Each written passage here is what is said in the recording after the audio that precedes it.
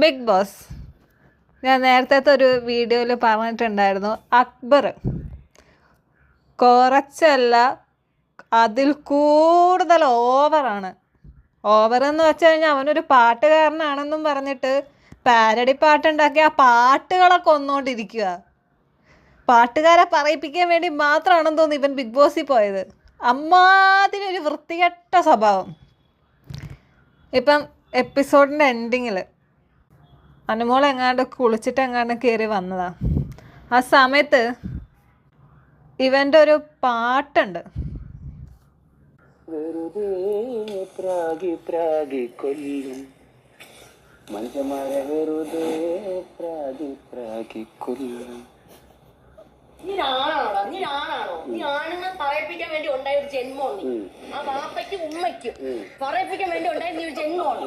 പാട്ടുകാരന്മാർക്ക് ഉമ്മ വിളിച്ച് പറഞ്ഞതാ, മോനെ അടങ്ങ് അടങ്ങ്. ഇവൻ അടങ്ങാനോ? കഷ്ടം. അതിനിരുന്ന് കിണിക്കാൻ ഒരു അപ്പാനിയും ഒരു റന ഫാത്തിമയും, ഉളുപ്പില്ലാത്ത 3 എണ്ണം.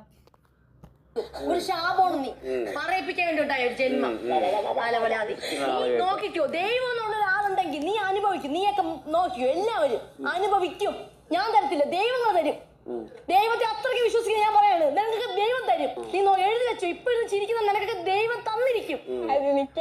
നോക്കിക്കോ, തന്നിരിക്കും, ദൈവം തരും. നോക്കിക്കോ, എന്റെ കണ്ണീരുണ്ടാവും. ഞാൻ ശപിച്ചാണ് പറയുന്നത്. അവന്മാർക്ക് തമാശ. ഇനി ഇതെല്ലാം കഴിയുമ്പം അപ്പാനി മോൻ്റെ ഒരു ഡയലോഗുണ്ട്, അനു കൂടോത്രം ചെയ്തു. തിരിച്ചടി കിട്ടുന്നതൊക്കെ അനു കൂടോത്രം ചെയ്തിട്ടാ. ഇനിയിപ്പോൾ ഞാനിത് പറയാൻ നിൽക്കുമ്പോൾ നിങ്ങൾ വിചാരിക്കും ഞാൻ അനുവിൻ്റെ ആർമിയാണ്, അനുവിൻ്റെ ഫാനാണ്. ഞാൻ ആരുടെയും ഫാനല്ല. നന്നായിട്ട് ആര് കളിക്കുന്നു അവരോട് ഞാൻ നിൽക്കും.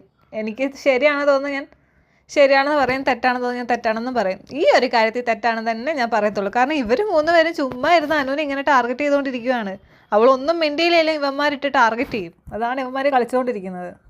ഇവർ ഈ ചിരിച്ചുകൊണ്ടിരിക്കുന്നവരുണ്ടല്ലോ, അനുമോളുടെ എല്ലാ കൺട്രോളും പോയി നിൽക്കുക.